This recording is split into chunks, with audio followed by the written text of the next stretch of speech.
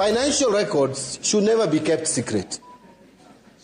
If you allow people to keep their financial records, no one will pay taxes. Financial record, there is nothing secret about financial record. We are not asking you about who is your boyfriend or your girlfriend. KRA will not come for that. Those are now private information. But financial data and statistics should be clear. That is why even companies, today if I ask you, for example, Equity, if Equity decides that they want to keep their financial data secret, that they don't want to declare how much they have made in terms of interest on loans, who will pay tax in this country? Mm-hmm. And yet there are people who have been hiding behind data privacy not to declare other sources of income they have. You find people having billions of shillings, millions of shillings in their accounts, and they are filing nil return. They are filing nil return that a whole year they have made zero return. Nothing. They have not made any money. Yet they have 50 million, they are going to buy an apartment. How unfair can that be? How unfair indeed. Those were the words of Treasury Cabinet Secretary John Mbadi, defending greater scrutiny over taxpayer information in an interview on TV47. And on principle, he is right. Modern states depend on transparency.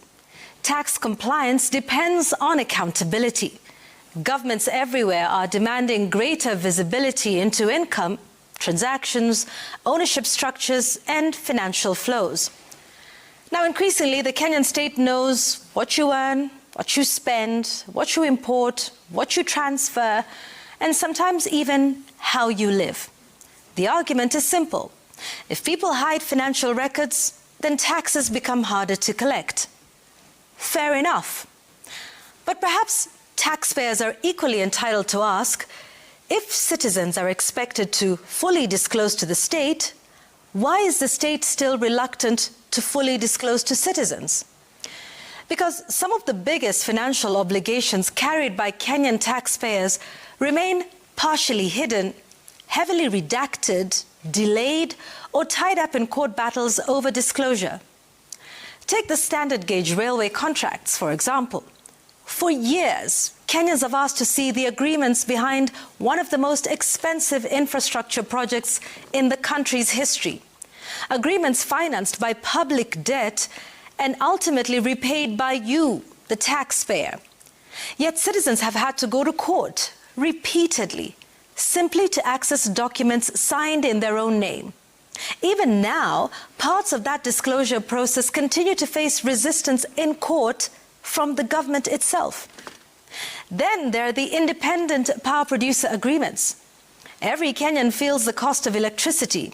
Citizens know every charge on their power bill, but many still do not fully know the agreements behind those charges.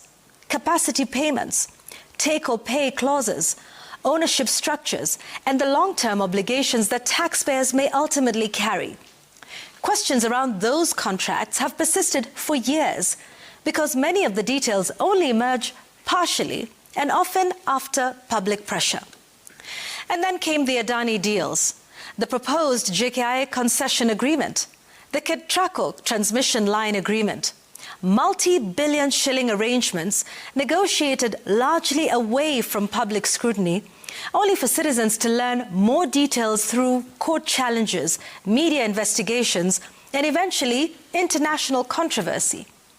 Today, despite the airport deal having been terminated, Kenyans are still confronting questions around what exactly had already been committed, what liabilities may survive cancellation, and whether taxpayers could still shoulder financial consequences arising from termination clauses or compensation negotiations. And it is not the first time cancelled government projects have still produced costly public obligations. This year, disclosures showed that taxpayers would pay more than 4 billion shillings following the cancellation of the Modogashe-Habaswein-Samatar-Ramu Road Annuity Project, a project that never materialized, but still left behind termination costs. And while at it, can they make public the securitization deals? Where is the 7 shillings of the road maintenance levy fund going to? Oh, and how about the Rironi Mau Summit contract? And we now learn so late in the day that cancelling the Kenya-France deal cost us 7 billion shillings. Still, no one from government has owned this cost. Not even Parliament has sought the contract or even the clause that burdens you, the taxpayer, to pay billions for what wasn't delivered. Or perhaps even the affordable housing contracts. Who are the contractors? Who is selling? Who are they selling to?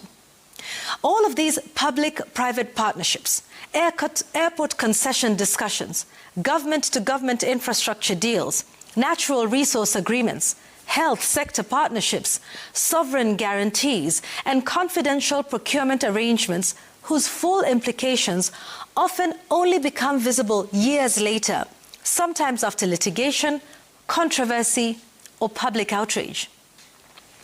You see, if ordinary citizens are expected to explain their finances down to the last transaction, then surely the state should be as forthcoming with the citizens about what exactly was signed, on what terms, at what cost, for whose benefit, and with what long-term consequences.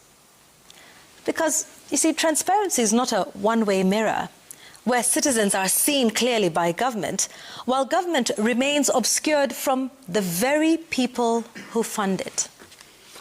The government is right to demand honesty from taxpayers, but taxpayers too have a right to honesty from their government. That's my take.